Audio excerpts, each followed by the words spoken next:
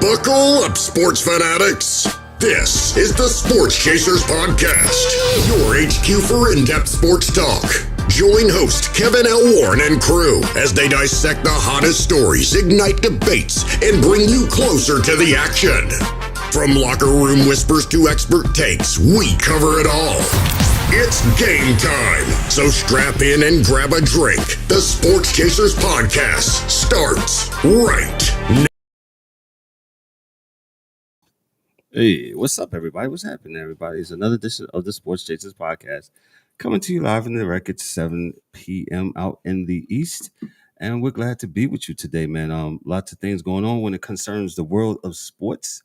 But before we start, make sure you like, click, and subscribe to the channel. Make sure you hit the bell for all the notifications so you can get all this wonderful sports content, man.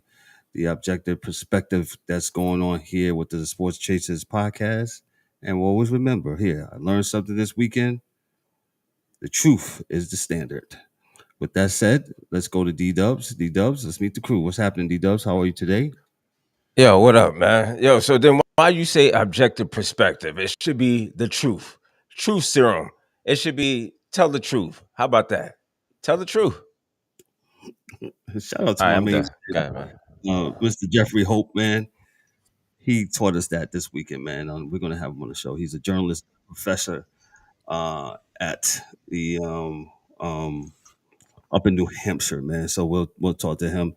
The Angry One, what's up, brother? How are you tonight, sir? Yo, what's going on, fellas? It's another Sports Chasers.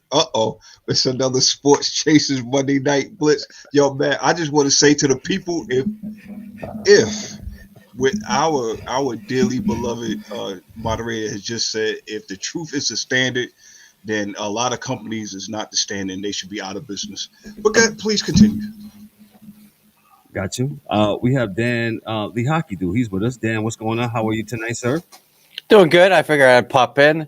We got to see a little bit of football this weekend, so I figure I'd, show my shining face here. Good to see everybody. Yo, what's up, Dan K? The two-time champ. Yo, man, congratulations to you, Dan K. Yeah, you got to talk the business every now and then. AKA Ric Flair. Yeah, LaFleur. No, that's Danny LaFleur. That's your new name, Danny LaFleur. If you didn't see last week's episode, me and Dan just rocked on with a hockey segment, about 30 minutes. Check it out, watch it. We did the power rankings, and we talked about some other things when it comes to the NHL. And Dan's introductions. If you didn't see it, go check it out. Last video that we produced, man. Dan was in his bag, to say the least, man. So that was funny. That was great, man. Hey, thank you for all those that's tuning in underneath the sound of my voice. Those on the YouTube side, Twitch, Facebook, Instagram, and X. Thank you for chiming in, and thank you for all those that's on the side of my voice on the podcast side. Make sure you give us that 5-star review on tonight, man. Thank you, W, for checking in. Thank you for my main man, World of Enzo, for checking in. Also, thank you so much. Appreciate you. But before we go into the world of sports, man, I just want to highlight me and D-Dubs. We went down to Orlando, Florida to go to Podfest. Podfest is pretty much a convention, or you say a conference where all content creators, podcasters come together, kind of convene and kind of get education, networking, and it was pretty cool and dope. This is my third time doing it. This is D-Dub's second year doing it. Next year we want to have all the fellas come down, man. But it was a great time to just connect with other people, other genres that like us. We was able to connect. And one of the things that I came with it, Podfest doesn't have a lot of I didn't see a lot of sports. Maybe I'm wrong. Maybe I didn't get a chance. I caught up with 2 after the fact, but still, it's single digits. No, you might as well say 1 because the other one was with us. So and shout outs to my main man, Coach Wells, and the podcast. Yeah, doing it. They came through. Yeah, shout out to another brother, Charles, and his brother Nigel, man. They have a baseball podcast, man. We were looking to have them on soon, man. So I appreciate them. We want to connect with them and some other people I want to connect with also. But so that was a highlight. We enjoyed that in Orlando. We was there from Friday to Sunday morning. And then the first time in Sports Chase's history, I got on my day. This is, well, I got both. You know, my podcast thing, my Podfest thing here, you know, boom. They got a little thing on there. And then here, right here, this is a media credential. We got our first media credential. We went to the Tropical Bowl in Daytona. Daytona was about a 45-minute ride east on I-4, and we was able to cover the Tropical Bowl in Daytona, Florida, and it was at the Municipal Stadium, Daytona. That's home of Bethune-Cookman's football team. And me and D-Dubs, we was able to cover the game, get some content, talk to a couple of players, man. Great experience. I enjoyed it. First of many. And we out here working, man. We are out here working. D-Dubs, your thoughts on the weekend and all that, man? It was pretty cool this weekend, man. Yeah, we had a good weekend. You know, like you said, connecting with different content creators. So, you know, and you know, learning, taking some of the stuff from them. You know, trying to mix it up, taking what they learned, and you know, it was good. Overall, everything was good. Good people, definitely. So, you know, I'm looking forward next year doing that. You know, what else? Oh, the Tropical Bowl. Definitely, that was a first time for me experience. You know, getting to see some of these young college players with dreams and goals and aspirations of making it pro. So that was definitely a good look for us. So, you know, we're gonna keep on pushing 2025, you know. Yep. Stop won't stop, you know, in the words of my main man. Well, not my main man, excuse me. Sorry. No. Hey, in the words of myself, yeah, we won't stop this year, so we're gonna keep on pushing. How about that one? Material witness, okay. Hey, shout outs to what's my Chris Austin. I want to make sure I get her name right. Didn't know that she was Cardi B's dental her doctor that helped her, you know, do her teeth and everything. It was funny, man. So I ran into her. Very cool, nice woman. Shout outs to her podcast, All Smiles, I believe. Yeah, she was very nice, very gracious woman. So shout outs to her. So many content creators. Like I said, shout out to Goatcast podcast for checking us out. I believe that's Charles and them, man. Thank you guys for hanging out. Like I said, we're gonna have them on. They have the NBA segment, podcast, man. We ran into them, man. Definitely want to hang out with them and chop up some NBA. And so, man, but we're grateful. We're cool with that. Dan, what you got for us, sir? No, I was gonna say shout out our friends from Toronto. I know I got some fans from. Oh yeah, you got some love in out there from Pod Stars. Yes. Yeah. Appreciate you guys. Yeah. Look. And he got that Toronto hat on. Jesus Christ. Boy, damn, I tell you. Oh man. Yeah, appreciate it. My two dudes from Pod Stars, man. We'll be trying to link up with you also, man, to get some of those names on there, man. I thank you guys for the love. I thank you guys for the genuine love, man, that you showed us at Podfest 2025. Yeah. Like I said, 2026, we're gonna go. Looks like I'm gonna be given an opportunity to speak there. So get that opportunity, man.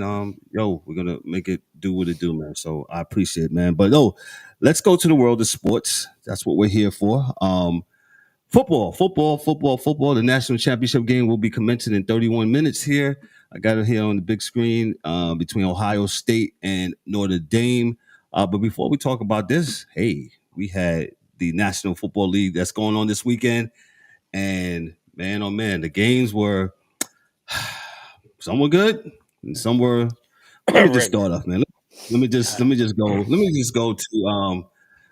go to Kansas City, Missouri, from CBS Sports and the AP. Patrick Mahomes has never lost in the divisional round of the playoffs with the Kansas City Chiefs. The Houston Texans still have never won either. With the Chiefs star quarterback hitting best buddy Travis Kelce 7 times for 117 yards and a touchdown and a pass rush that dragged Houston's quarterback CJ Stroud to the ground 8 times. Kansas City rolled to a 23-14 victory Saturday that sent the 2-time defending Super Bowl champions to the AFC title game for the 7th consecutive season. The Chiefs are the 4th team in NFL history to follow back-to-back Lombardi trophies by advancing to the conference title game, and the 3 previous losses that will try to change that at Arrowhead Stadium next weekend against the Bills or Ravens, who play on Sunday in Buffalo for a shot at dethroning the defending champs. It's been a special run, said Mahomes, whose wife Brittany gave birth to their 3rd child last Sunday. I still remember moments from the World Series my dad played when I was 5 years old. They are moments that I'll cherish my entire life.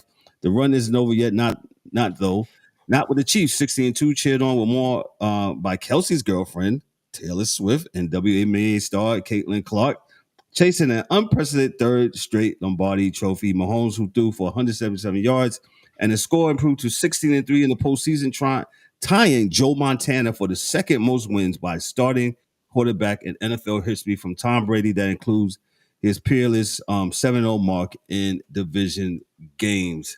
I will start off with myself. I am over the Kansas City Chiefs. I am sick of the Kansas City Chiefs.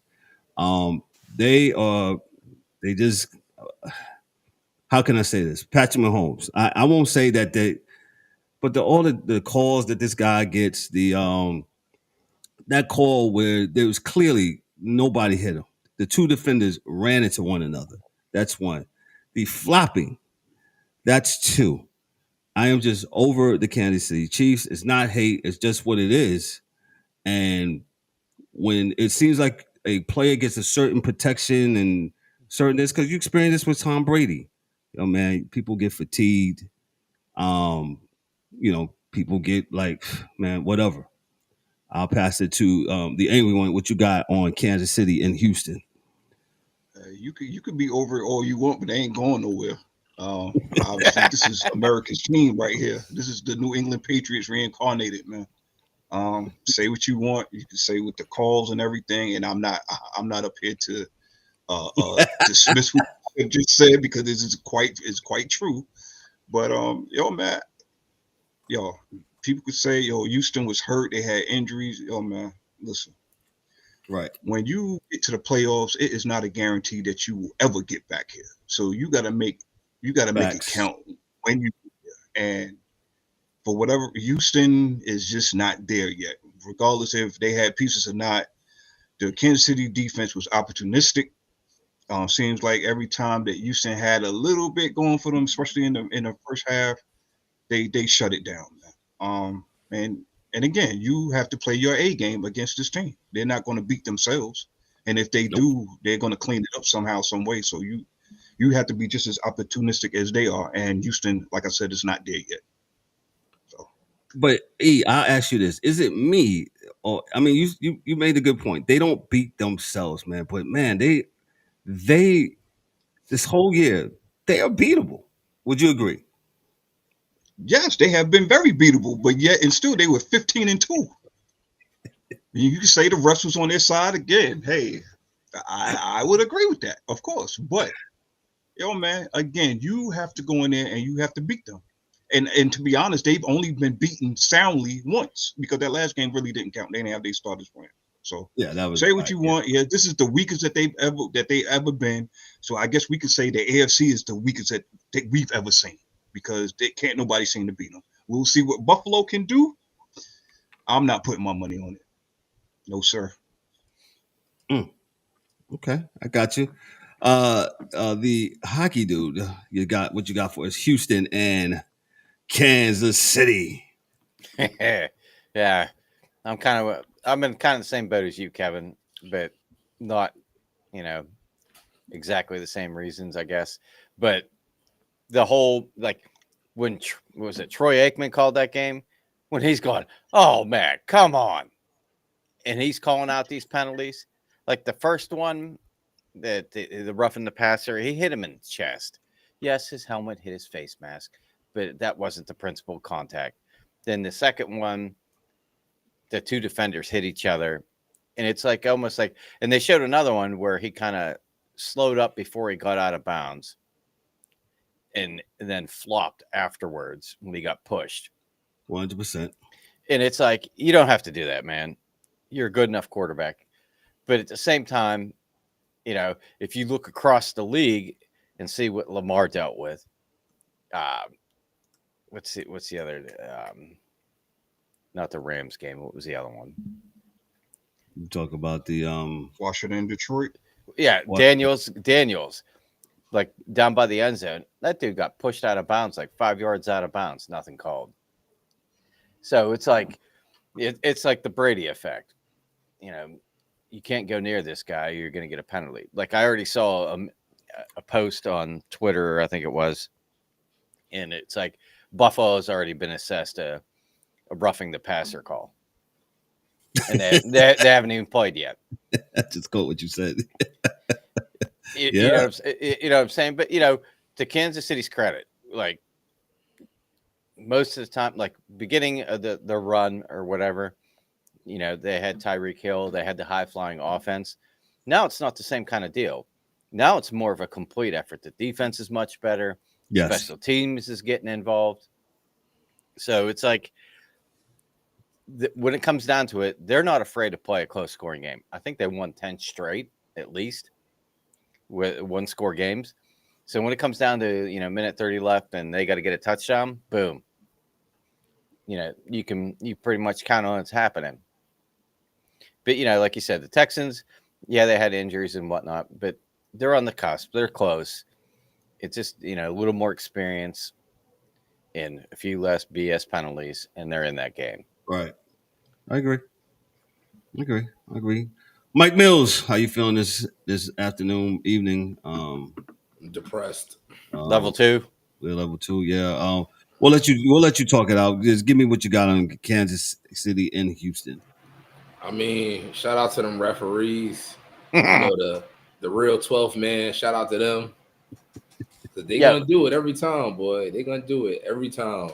But Houston, they didn't do themselves no favors. Like I said the last game, you cannot be down, especially not against them boys, and think it's gonna happen because they got the 12th man. So CJ Stroud, it kind of felt like he took a step back this year, but they did have a great running game, and their defense has improved a lot. So, we all knew this was going to happen. So we'll see them next year. Definitely. Let me move on to the next game. I'm sorry, D-Dubs, your thoughts on Houston and Kansas City? You said it all. That I'm sick of Mahomes flopping around. It's almost ridiculous right about now. I really think that the NFL really needed to do some rules changing. Between him, Josh Allen does this quite a bit too. This running and then giving yourself up last minute. Listen. Either we're gonna start treating these quarterbacks like running backs. If you get out that pocket, if you move past that line of scrimmage, you should be tackled like a regular amen. A regular player, that's in play. This has got to stop. This I've seen plays in other games where people got hit outside of the. Matter of fact, it was Jalen Hurts, I believe. He got hit outside of the. When he's out of bounds, push or whatever. Now, if this was the other way around, if it was Patrick Mahomes, they would have been flagged, damn near thrown out the game. I think this is a pause for, we should pause and look at this, and it should be something for concern. We can't be looking like this guy's getting favoritism throughout the whole thing. I understand Tom Brady, the whole thing. He got a little bit, but it wasn't this level bad. This is really ridiculous now, and I think the NFL needs to step in. But who am I? I don't know if my microphone's loud enough, for them to hear. But this is what it is. But this is I'm quite sick of him. I'm really pulling for the Buffalo Bills to hopefully and knock them off. But if the way they played yesterday, if they play like that, and do it. On Sunday, it's not going to happen, but we'll get to that game later. But shout outs to the Texans. They had a good year, but it wasn't good enough. They didn't, again, you got to do some ball control with Kansas City. You got to keep them off the field. That's my deal. I agree. Let me move on to the next. I'm sorry, did you have something? Just one quick thing on this. They're like 8-1 or 8-0 with the referee calling their games.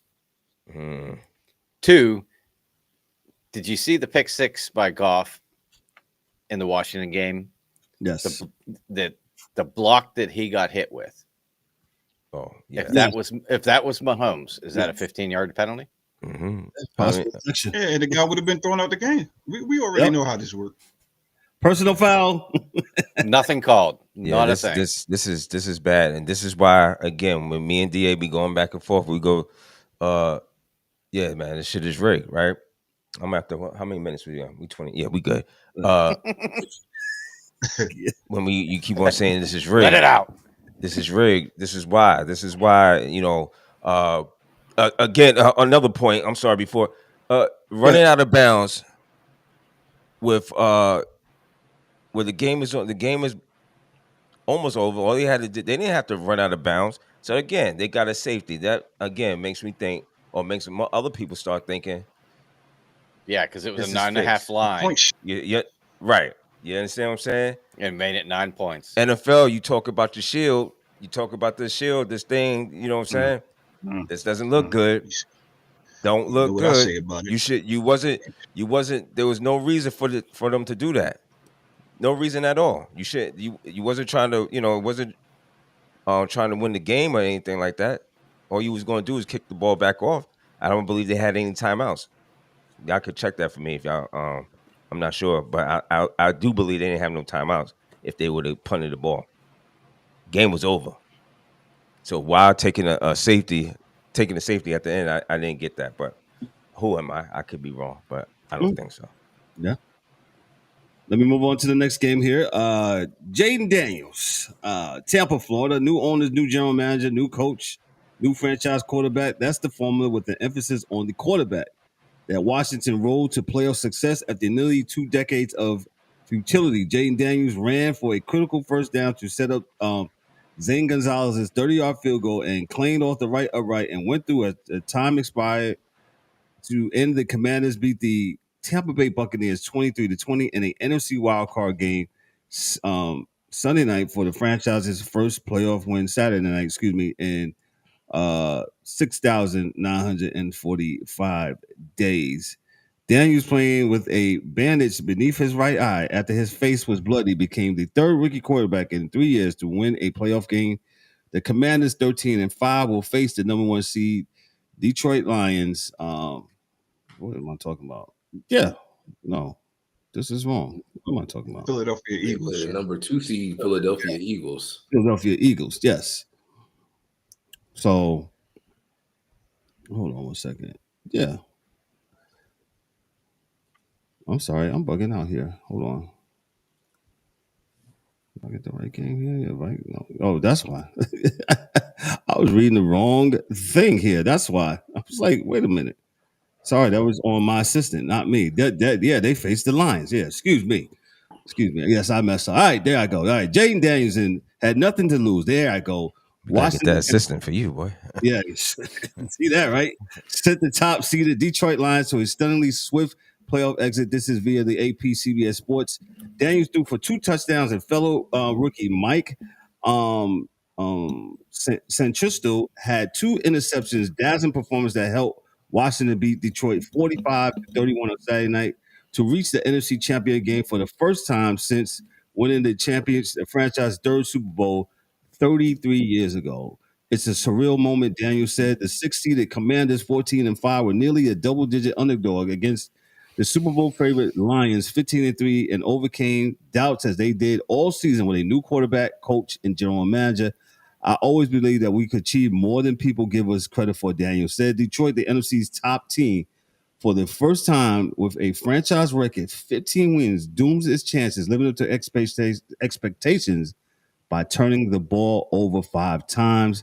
This isn't the time to talk about what a great year we had and all the wins, Lions coach Dan Campbell said. We're here to get to the show, and we fell short, and this hurts. Sanristi, who won a national title at Michigan last season, picked off his second pass on a trick play with receiver Jamison Williams throwing into covers off a reverse in the fourth quarter. Mike is somebody that he's hard to fool, Commanders coach Dan Quinn said. Quinn Martin returned a pick 40 yards for a touchdown in the second quarter to put Washington ahead 24-14. I won't read anymore, but I'll say this. Detroit, early in this year, remember they had 5 turnovers and they won a game. You know, everybody was laughing and saying all of this. You turn the ball over, man. You can't continue to turn the ball over and expect that, you know, you're going to have a positive outcome and have a win. The chance of you turn, especially 5 times, man. 5 times you turn over the ball, it's no bueno, man. Shout out to Jaden Daniels and the Commanders, man. They, you know, he's playing like, hey, why not me? Why not us? We're here to play. We're here to do our things, man. And the Commanders, the first time in 33 years since they were the Washington Redskins, are on their way to the NFC Championship, man. And it feels surreal. And, shout out to them, man.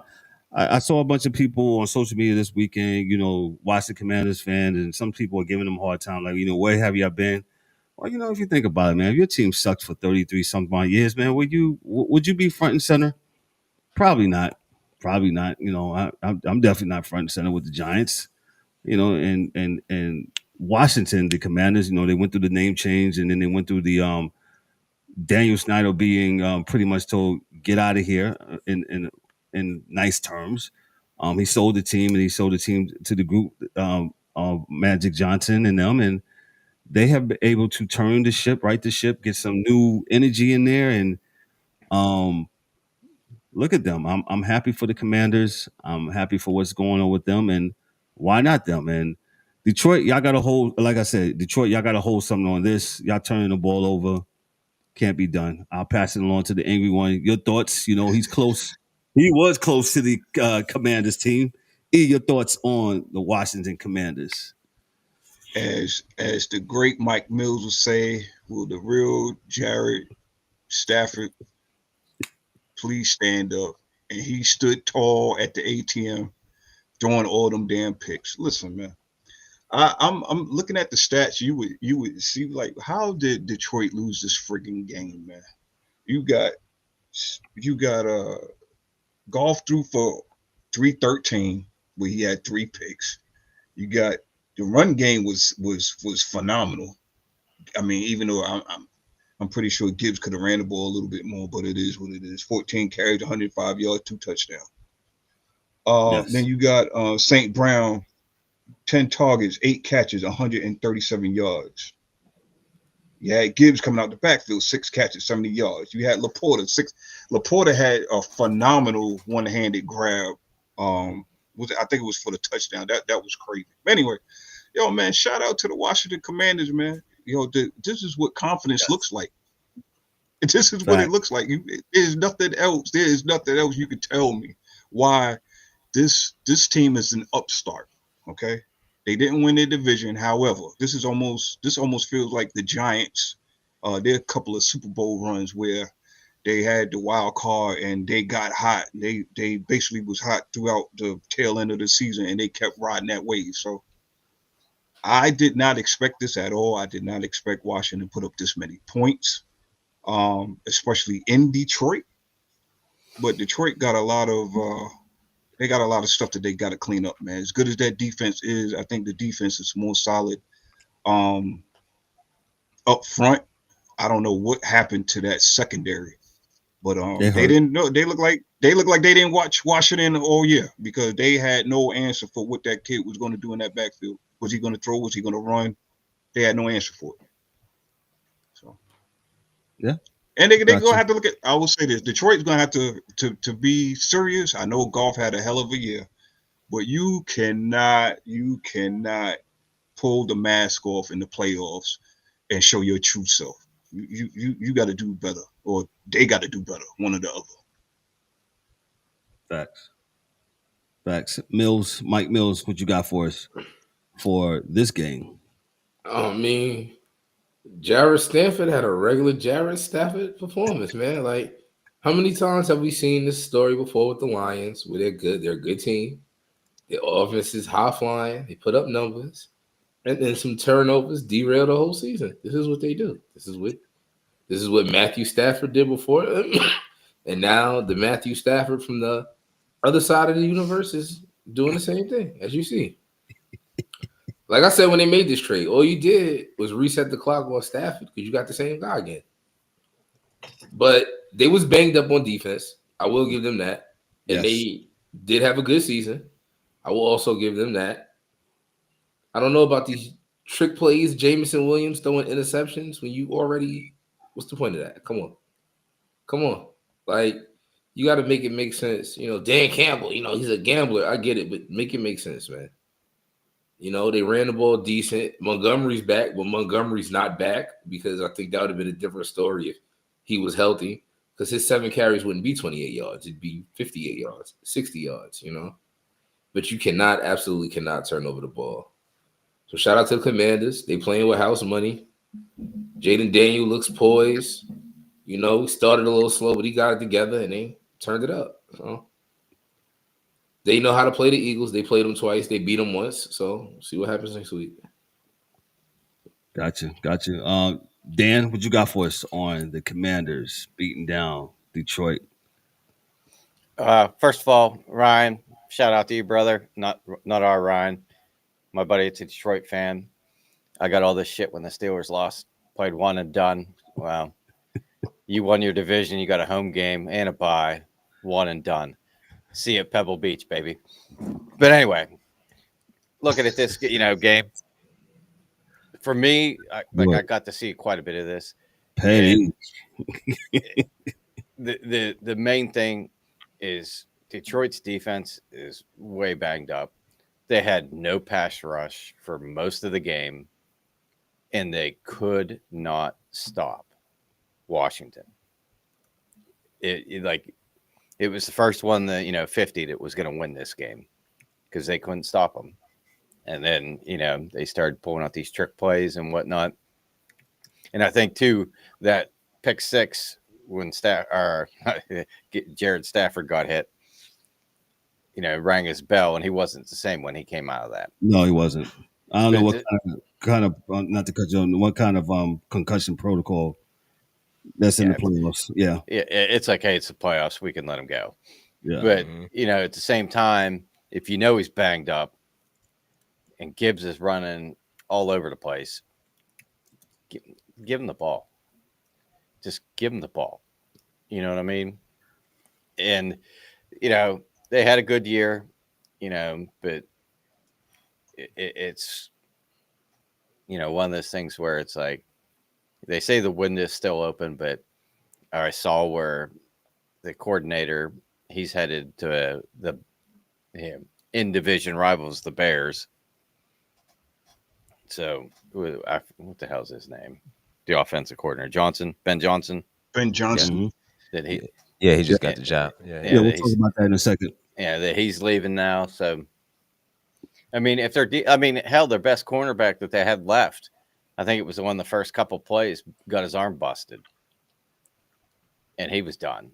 Well, so, like I said, they had a great year, but it reminded me of Scooby Doo.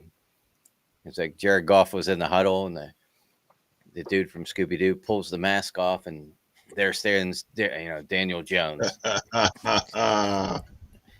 It's like, ha, yeah, there he is. I would have got away with it if it wasn't for these meddling kids. But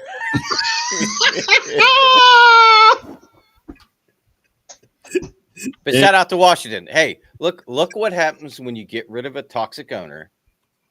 Yep. And you bring in a new group, a positive group. Shout out to Jaden Daniels, this kid. Everybody's touting Caleb Williams, but this kid is cool as a cucumber in the pocket. He never gets frantic. He makes the right decisions, and he's playing out of his mind for a rookie. So kudos to them, and they're gonna give Philly a big headache. It wouldn't surprise me. I'm going to go on record. Washington's going to win the Super Bowl. They're going to the Super Bowl. They're going to beat Philly. Hurts is banged up. If they can stop Saquon, it's all but over. I had a song for Philadelphia had they lost that game yesterday, but I'll get to that in a second. D-Dubs, your thoughts? I'm sorry, Dan. Was you finished with the? Yeah, I'm good with the Commanders and Lions. D-Dubs, your thoughts? Commanders and Lions, man. Yeah, my man, you can't throw 3 interceptions, bro. I know the defense is banged up, can't do it. Defense is banged up. Couldn't stop a cold, couldn't stop nothing. Washington did whatever they wanted to do, ran it up and down the field for the most part. That was about it, man. You just knew, it just sucks, man. 15-2, man. That's 15-2 record, all that effort, and it's over, man. It's over. It's over. Yeah, I think the Lions just, even with, you try not to make excuses, but at the end of the day, they wet the bed, man. I mean, regardless of the, injuries and stuff, we all say injuries, everybody's hurt. I know they had a lot of injuries, but it is what it is. Dan, I don't think you're too far off with that. You know about division rivalries between Giants, Cowboys, Washington, and the Eagles. Any one of those teams could knock one another off at any given time. And I believe, Mike, you just said they split. If I'm not mistaken, you said yep, they split. They split. So you know how that goes, man. It could go either way. I wouldn't be surprised if Washington pulls it off. And I did say last week, I mean, Jaden Daniels, he's playing so well. I don't even think he knows that he's playing this great. You know what I'm saying? He's playing, and you look at him, he's very, very poised, like E said. Yes. He seems like he's been here before for the most part. But, I'm not going to sound off like the rest of these guys or anoint him as the greatest ever. Not that. Well, before you go there, go ahead. He has 2 playoff wins in his rookie year. Yep. He has the same amount of playoff wins as Dak Prescott in 9 years. I mean, if you're going to compare him to that organization, think of it this, if you're going to compare him to Dak Prescott, I mean, come on now. But I get what you're saying. I get it. I get it. Ask any Cowboy fan. Dak Prescott's the man. I get it. I'm a quote DA on that one. Let history tell the story, man. Yeah, I'm just gonna hold. I'm not one for those. Be like, yo, come on, man. It's 1 year. It's his rookie year. Let's give him. Yep. He's playing. He's playing well. About C.J. Stroud. C.J. Stroud played well last year. What happened? He plays that. Yeah, they played well. They got film on him. Same thing is probably going to happen to Daniels. Yeah, I'm sure. Probably not as bad because he's got a good team around him. Yeah, for the most part, everybody. But you know how that is. It's very hard to keep everybody, that good team that we all say everybody got. But it's hard to keep them from year to year because everybody's trying to get that money. So, with that being said, it sucks for Detroit, man. I hate it. I really wanted to see Detroit go further, and I really wanted to see either them meet up with Kansas City and knock them off, or have a great shootout with them and Buffalo or whoever is coming out the AFC. Shout outs to Washington. 31. What is it? 31 years.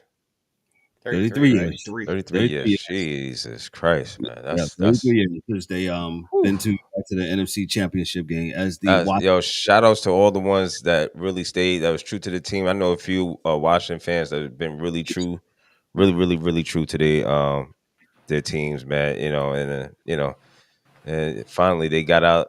They deserve, all the fans, all the real Redskins, Washingtons, Commanders, whoever you may be right now. Can we play their song? Can we play their song? We are the Commanders. Dun dun dun dun dun. Yeah, that's the new joint.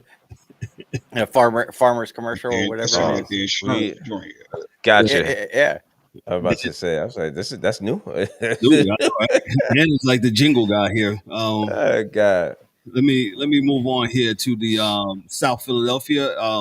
CBS Sports from the AP. Saquon Barkley threw blew through a hole and ran untouched in the wintry mix. The Eagles' 2,000-yard rusher smacking his helmet with his hand on his final snowy steps of a 78-yard touchdown run. The Rams have braced for gusty winds and a heightened chance of snow on a trip to Philadelphia. They were blown over by Barkley.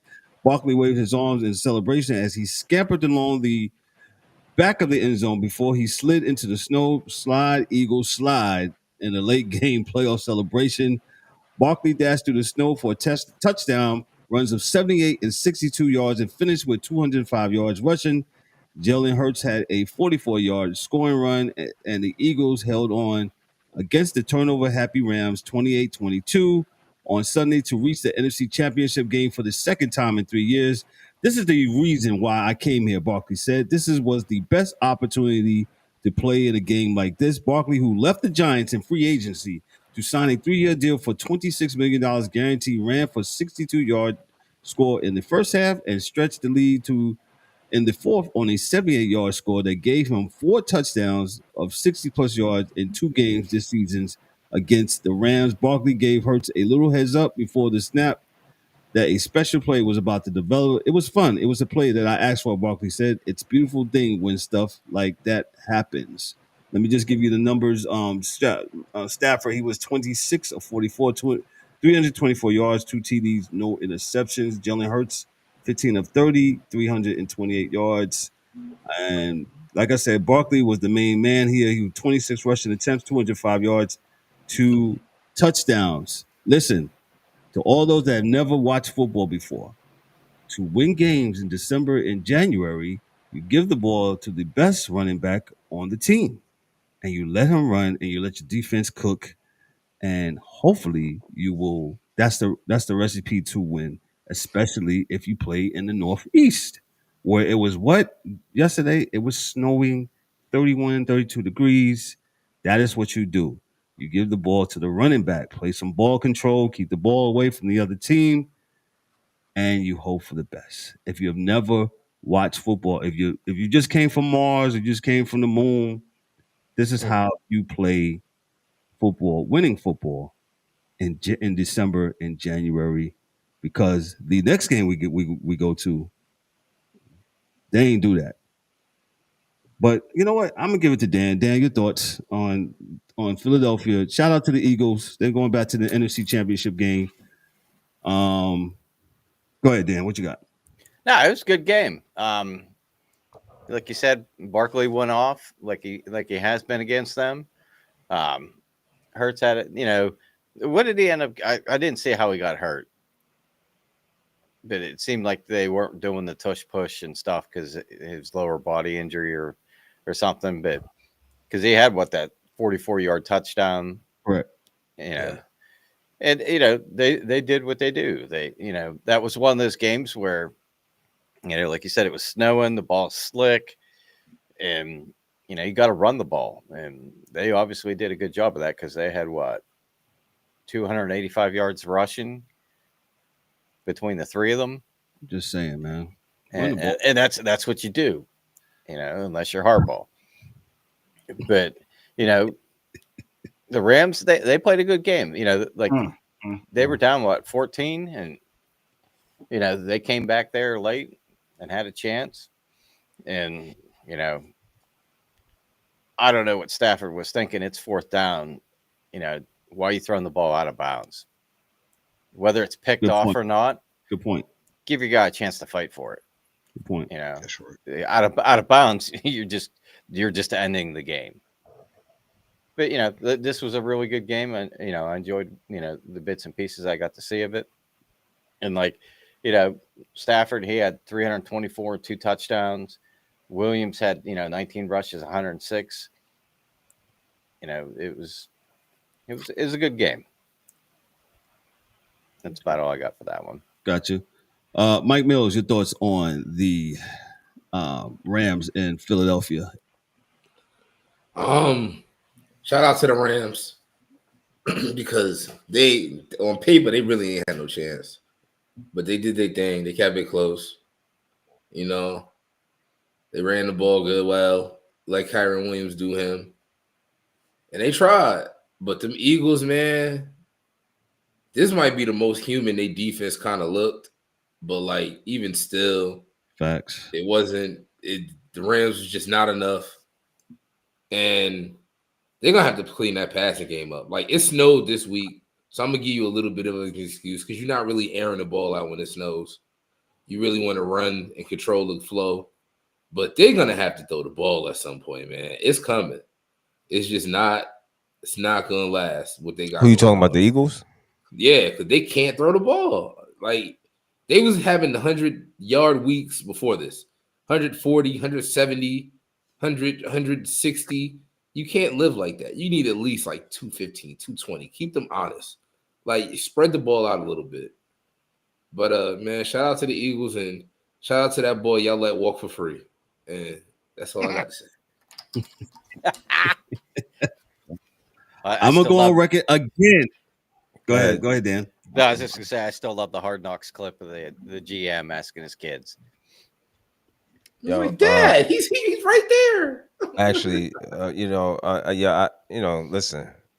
Actually, they did that man a favor. So shout outs to them because if they didn't, they signed him back. He's not having this kind of numbers. 26 carries, 205 yards. Not with the Giants. I'm sorry, not getting it. I mean, he'd have been in Cancun, but he could have been a Giant in Cancun. Yeah, we're good. I much think he'd rather be a Philadelphia Eagle and about to get on the verge of getting a chip. But who am I? Yeah.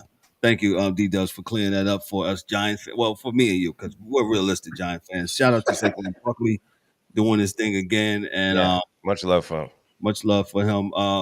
E, what you got on this game, sir? Yo, man, to piggyback off of what Mike Mills said, man, the Rams had no business in this game whatsoever, but they kept it competitive. So shout out to the Rams, playing their heart out for all those affected out there in LA. Of course they had, I guess, an emotional roller coaster going on back home. But, man, I will say this, man. I don't know if Sean McVay is crazy or what, but to have your quarterback throw 44 times in that weather is crazy to me.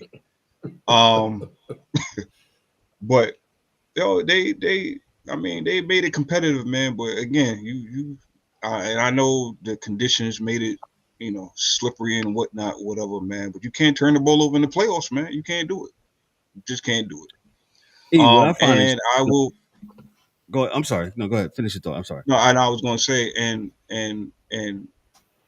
the Eagles is going to have a very hard time next week because you are playing arguably the hottest team in all of football, whose confidence is through the roof up in the atmosphere where NASA is just playing around out in space, and you can't throw the ball 20 yards down the field. You're going to have a problem. Yeah, that's all I got. Go ahead, D-Dubs. And that's good. Yeah, I've noticed that the Eagles has just seem to be, and I don't want to say man because they might prove me to be looking like a fool next week. It seems like they one dimensional right now, right? It's been Saquon, a heavy dose of Saquon, and I haven't really seen nobody else. Mike made that point about throwing the ball. They seem like they can't throw the ball, but I don't know. We'll see. 2020, yeah, Rams. I mean, Rams play good. They again. I can't ask for more. Use competitive. So, hey, it was a good game. I thought. AJ Brown had 7 targets, 2 receptions. Mm-hmm. Yeah, and that AJ Brown is the main man, right? Yeah, he's the main man. Yeah. He's on the sideline reading books in between. Yeah. Oh, I guess it's Nah, that's there was just to give. I don't mean to poop on that. To make a light of that, he's been reading some inspirational book. I forgot the name of it. He said it keeps his mental going. A lot of pundits have made said he shouldn't be reading on the sideline, and I'm not. Listen, if he would have pulled out a switch, y'all would have been mad at that. You know what I'm saying? Like, if the coaches is fine with it, leave them alone. Shoot. I'd rather him read an inspirational book than talk shit to his home crowd, like my boy does. That's what I'm saying. I mean, maybe George needs that.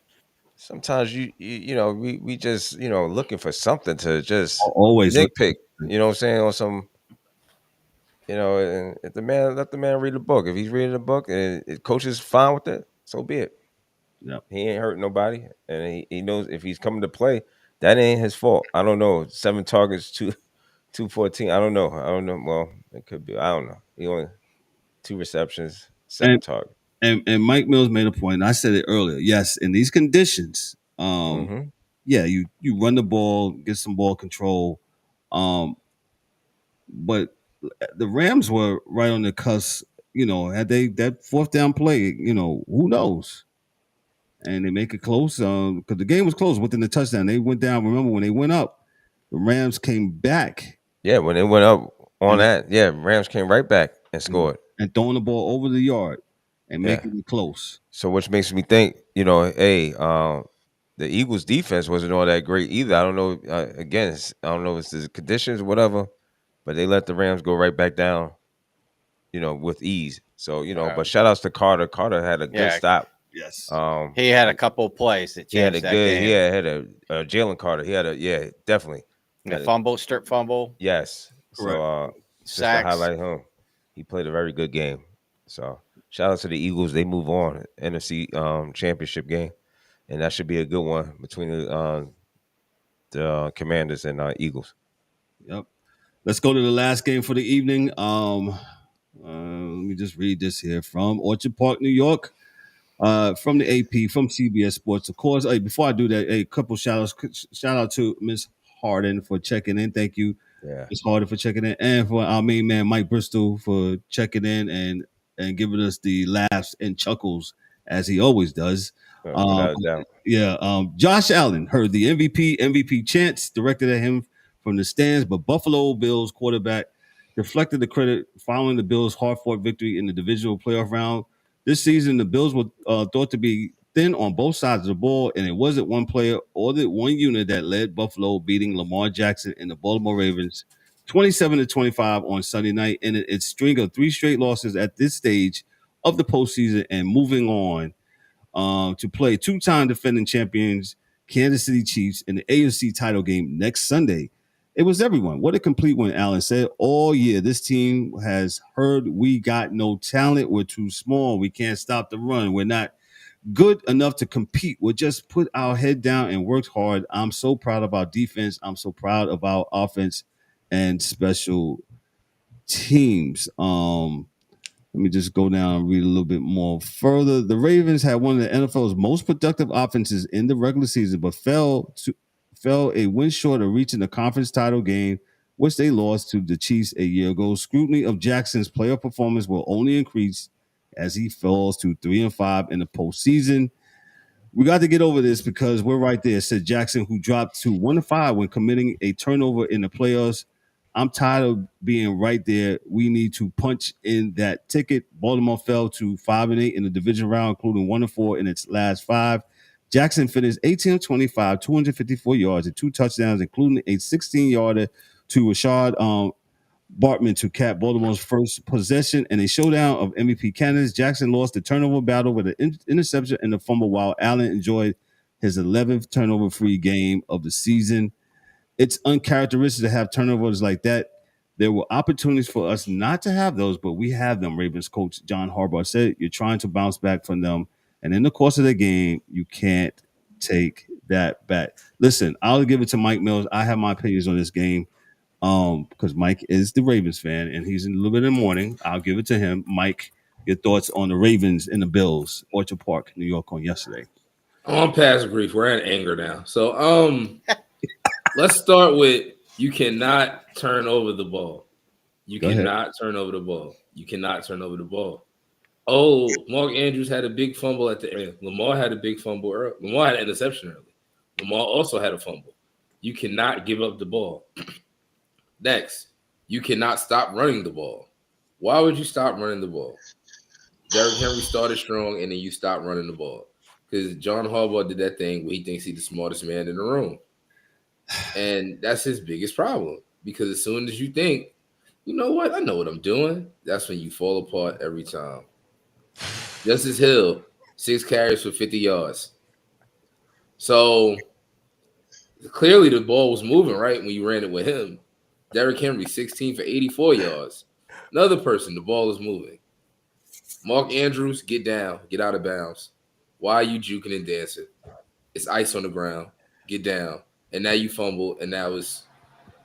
And Buffalo gave us a chance to get back in it, because I knew they was going to do Buffalo things, and they did some Buffalo things. They didn't get the 7. They got the 3. So now we still got a chance. And what do? You drop the 2-point conversion. Yes, they came back there on Lamar hot. Yes. But once again, smartest man in the room syndrome, because everybody in that stadium knew that was supposed to be a run call. And you threw the damn ball.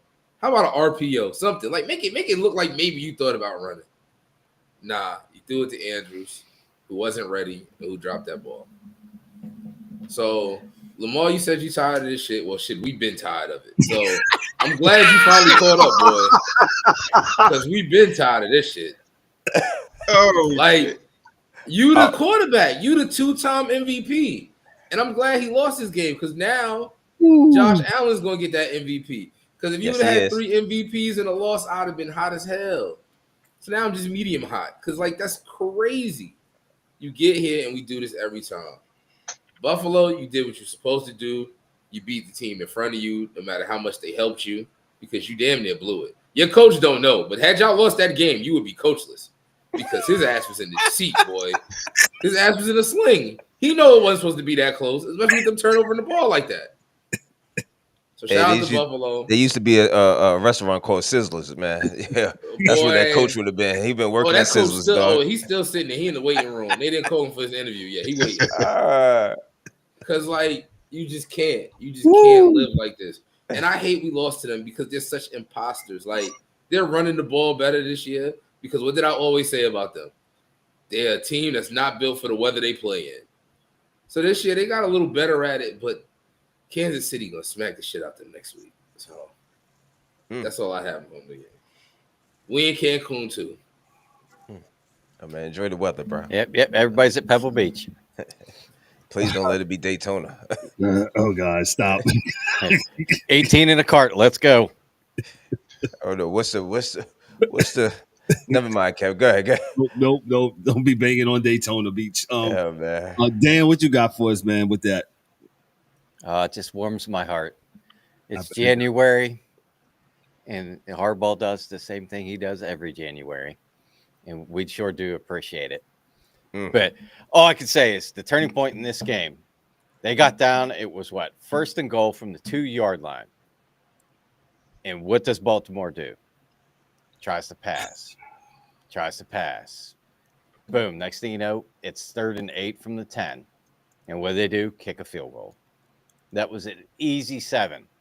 All you had to do is go, here, Derek, and hand it, or Justice. But I've said this year after year, for whatever reason, when it comes playoff time, they do not run the football. A couple years ago, yeah, I can get that.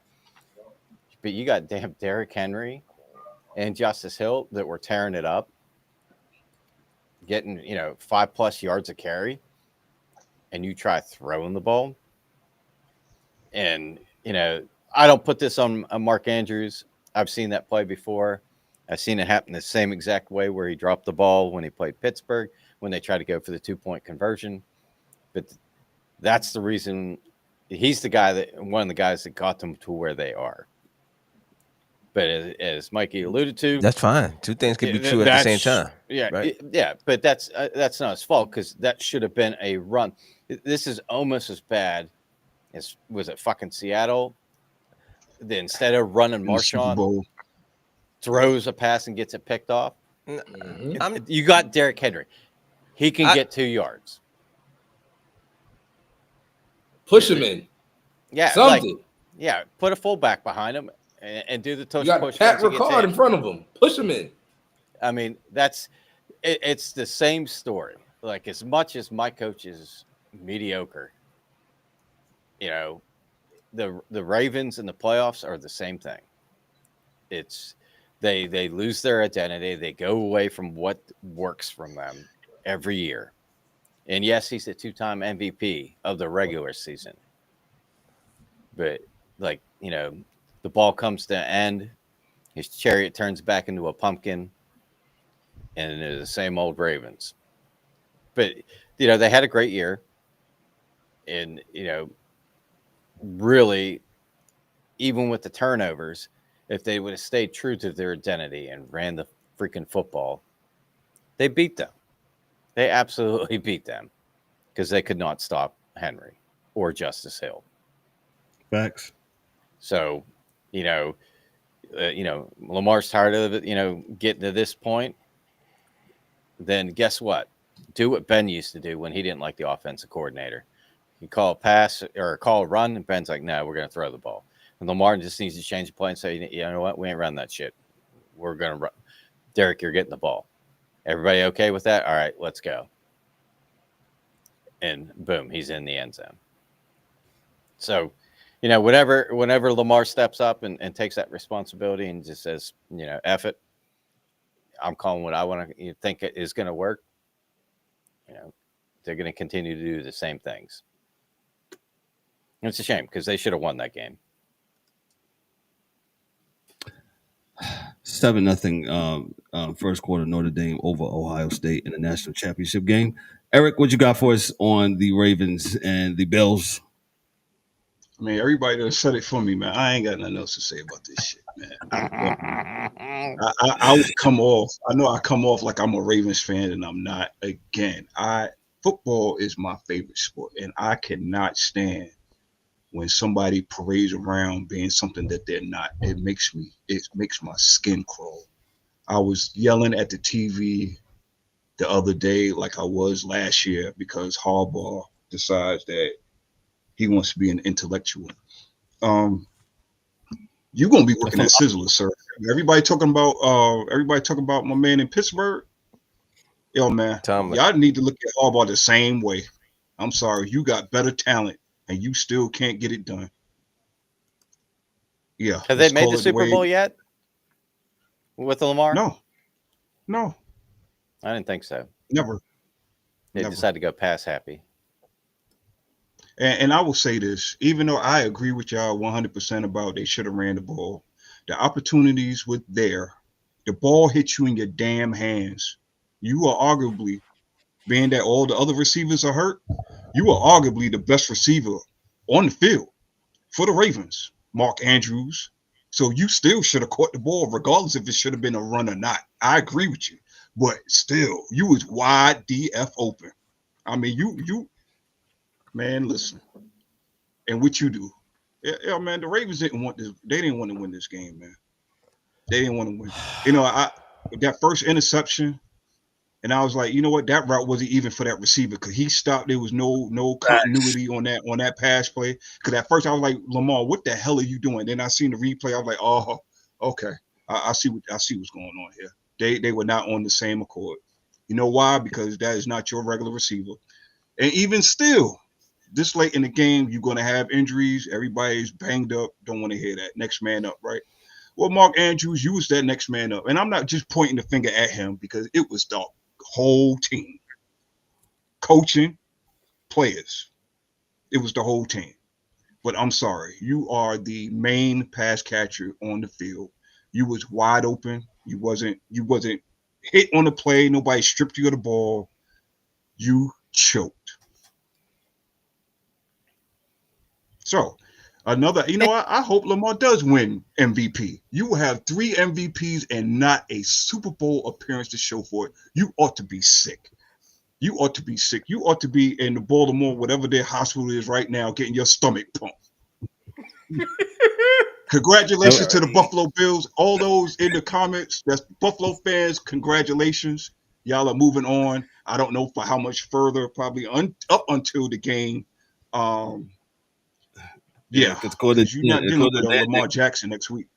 You're not dealing with Lamar Jackson next week. So, yeah, that's all I got, man. That's all I got. D-Dubs, go ahead. He's been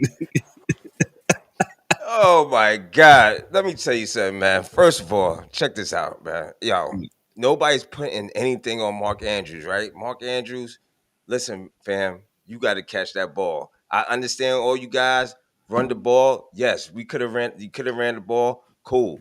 But when you decide to go with the play, and the play works pretty much almost to perfection, he hits the ball, hits him in his hand. Fam, you got to catch that ball. I'm sorry. We've seen him drop that pass on the same play. Who cares? You gotta catch the ball. Stop going out there with no gloves on and stop being cute. Maybe you catch the ball. Did he have gloves on? I don't think he had gloves on. I didn't think it was so cold. It doesn't matter. Yes, it does. I bet it does. Ask him again. I bet you'll put some gloves on. Huh?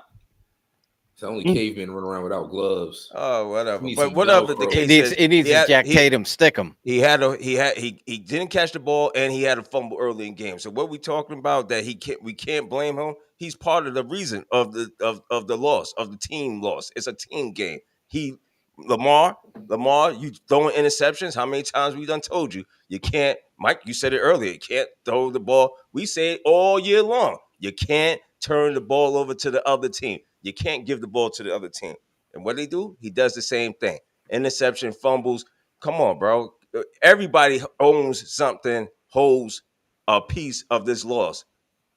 All right? So I'm not just saying Mark Andrews, but he is a part of that. As far as I'm concerned, we always say if the ball hits you in your hands, you should catch it. You should catch it. I'm sorry. That's all I got to say on that. I mean, I'm just saying, everybody's like, oh, we can't. Yo, I'm not saying he is. He owns a part of this loss collectively as a team. Collectively. That's all. Gotcha.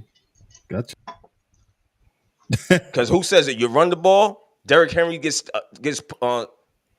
stopped at the one. Then we crying then too.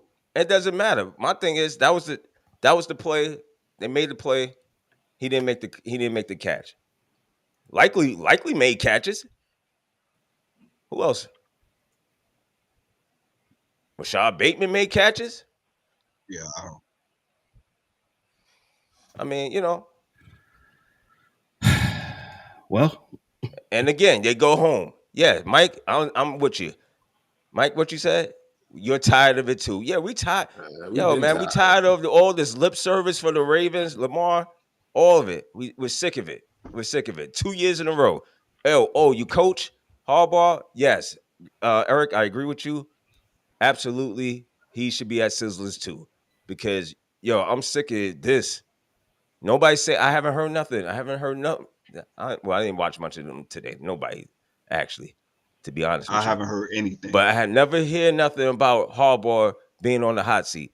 How many years in a row does the city of Baltimore go through? This is what I be talking about as a Giant fan. You're just wasting away talent. You got talent on that team, wasting away. Third year, this is the third year in a row. Correct. Facts.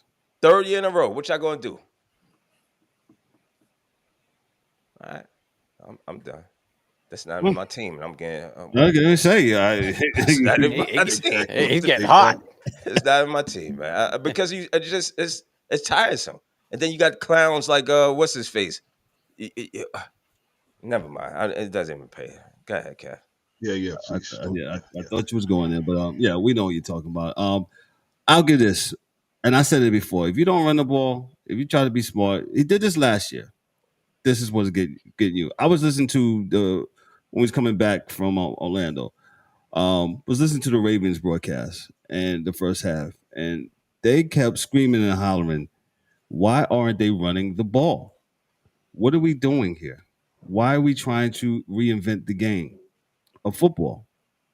Again, we're playing in the Northeast. It's cold. It's wintry. It's windy. All those factors that when you play in the Northeast, this is what you need to do.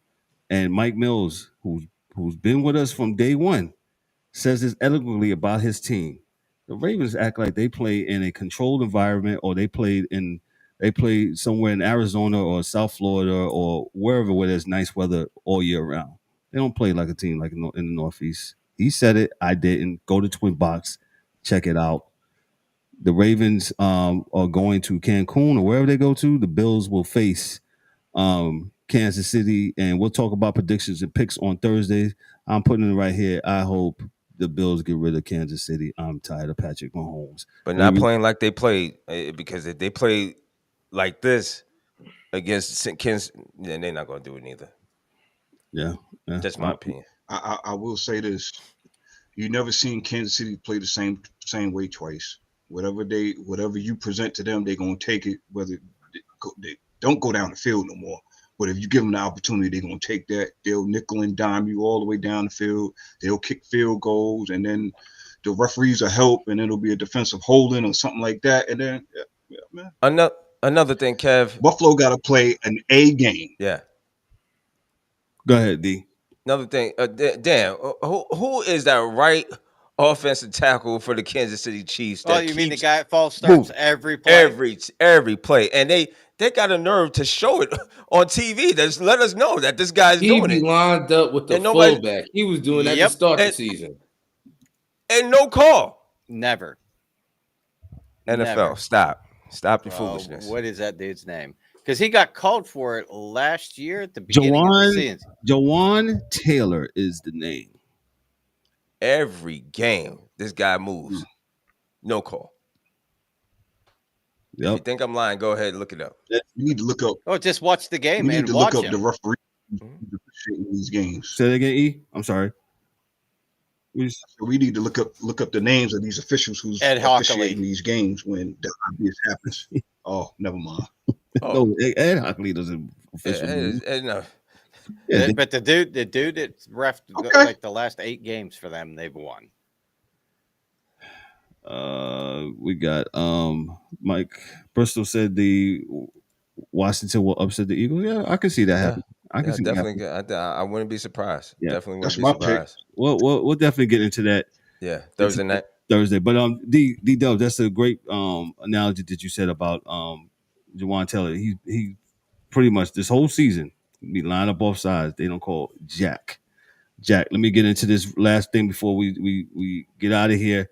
Ben Johnson, he's going to the Bears. There hasn't been a more patient NFL head coaching candidate than Ben Johnson that I can really ever recall. And this is from Will Brinson of CBS Sports. I can never recall. It's extremely rare for a hot coaching name to bypass taking a job during a hiring cycle. Johnson was patient enough to ride things out in Detroit for 2 cycles. Johnson was pursued by the Panthers in multiple years and was easily the hottest name on the market last season. Impressive considering Bill Belichick was in the win. Johnson finally made the jump this year, just 2 days after the Lions were eliminated, taking a gig with the NFC North to run the Chicago Bears. The move speaks volumes about Caleb Williams, and the news that the Jaguars were also interested, perhaps even more about Jacksonville's GM Trent Baalke. I rank the Bears as the best coaching job on the market, primarily because of Williams. And that's where you messed up. I'm sorry. Go ahead. Gotta be kidding me. Stop. Go ahead. It's your ranking system, sir. I'm sorry. Go ahead. D-Dubs, go ahead. You laughed first. Whoever laughed, I don't know. Yo, bro, stop. Yeah, I mean, I can't believe he even said that. Whatever. I think this is what happens when, these young coaches or these coaches that haven't coached. Coordinators and not saying he hasn't coached, but they go take these jobs, man. And it's just, if I'm going to take a job, I mean, the whole thing of taking the job is taking the thing that's going to be best suited for you to help you get to X, Y, Z, whatever. I don't see it in this Bears job, but if he's looking for a challenge, he has one with the players and the organization as a whole. E, what you got? I just think it's gutsy to leave the team that you with to go to the division rivals. Yeah. I think that's gutsy. I don't know if that's the smartest move or the dumbest move, but I guess we'll see. I just feel like that Bears organization is cursed, man. I don't know what it is. Hopefully he can change it, but yeah, it's something definitely wrong. I mean, all the guys that they brought in this year will be there next year. I don't have the contracts in front of me, but you got some potent offensive weapons, and yeah, we'll see what the coaching tree looks like when he gets it rounded up. Got you. But to say that's the best. This is the best coaching job out there. Laughable. Okay. Eric, he had to sell it. He had to sell it to himself. He had to make him. We said And he got change back. He got change back. Trust me. Go ahead, D. Hey, what they say? Never. This is not a good job. Dan, your thoughts on Ben Johnson taking this job? Well, I wouldn't say it's the worst job out there. I mean, you got the number 1 pick quarterback that needs some work, but they went out and they got a bunch of offensive players to put around Caleb Williams that Justin Fields never had. So that being said, this team is better on paper than it was a few years ago. Now, the question is he that good of a head coach, or is he just a really good offensive coordinator? Because if is he going to have a coordinator, or is he going to be the one calling the play? So really the dynamics of the team and how it's set up is probably going to be more of a factor of how it goes. But, I would say that job's better than the Cowboy job, because at least he's going to have control over the team and the players and the personnel and the coaches and everything else. Where if you go to Dallas, you're just a puppet. You're just a guy on the sideline, and you don't really have any control and can't make any decisions because you got somebody butting in all the time. That being said, here's my biggest issue, and I don't care what team it is in the NFL. How many coaches has Chicago gone through in the last decade? In the last decade, probably 12. Okay. So at least 10. You got a rookie quarterback trying to learn a system, right? It's going to take him a while to get used to it, and it's going to take him 4 to 6 games in the season to feel comfortable in it. Well, then you can the guy at the end of the year. Now you hire somebody else, new offense, got to relearn everything. So how are you expecting, the whole New England thing? They fired a guy after a year. The other, I forget who the other one was they fired after a year, somewhere else. And it's like, you got to give these guys that you hire a chance, at least give them 2-3 years. And if things aren't working then, okay. Because they got to bring their players in. They got to implement their systems, their coaches, and everything else. This isn't a league that you just come in and change everything in a year. The dude that was from Charlotte, that was the intern that they made the coach, and Steve Wilkes, and fired him after a year. I mean, how do you expect Bryce Young to play well when you keep changing the offense and the coordinators and the scheme and the players? That's so to me, it's, are you going to give this guy a legit shot and give him a couple years to implement everything and bring in players that he wants? The good news is they do have good receivers. They got Swift in the backfield, a decent tight end. It's shoring up the offensive line and going from there. So, the Bears isn't probably the greatest head coaching job that's on the market, but it's also not the worst. But it's what if the ownership stays out of the way and gives them a chance. The guy's a brilliant offensive mind, so offensively they should be better. Gotcha. Mike, did you get in on this? I'm gonna make it simple. I'm gonna say the one thing the rest of y'all ain't say. It's real easy. Why would you go coach the bottom feeder team and a team where all 3 of the other teams won double-digit games? Let's start there. You want to be a head coach. That's the bottom line. There's other jobs. There's other jobs that make more sense if you wanted to be man down in the situation. You go to New Orleans. Nobody wins that division. And the team that won with like 9 games. You can always fix that and catch up to them way quicker than you're going to catch up to everything around you. So, their offense is pretty much set up, but you still got to put your system in. You don't know how quick they're going to adjust. The defense still got to get figured out. And then, of course, you always want to build your O-line. But, I mean, it's not a horrible job. It's a cool job. You do got a young quarterback who's not terrible. You know, he had flashes. Like, he started the season decent. And a lot of games, they were in early.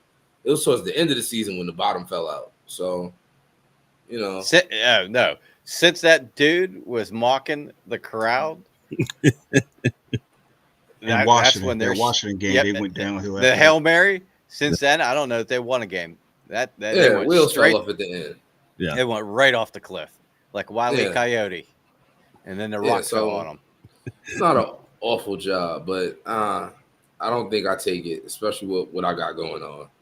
Because I know what I got is already good. Yeah, I definitely. Well, I guess he's. Go ahead. I would just say this. I guess he's not banking on the Minnesotas and the Green Bays to be those dominant teams that they were this year. Minnesota maybe, but Green Bay, I see Green Bay coming back better. Really? If Jordan Love don't stop turning that ball over, he another one. Well, but we'll see. We'll see. Well, we'll definitely see. National title game between Notre Dame and Ohio State. That game was tied at 7 in the second quarter.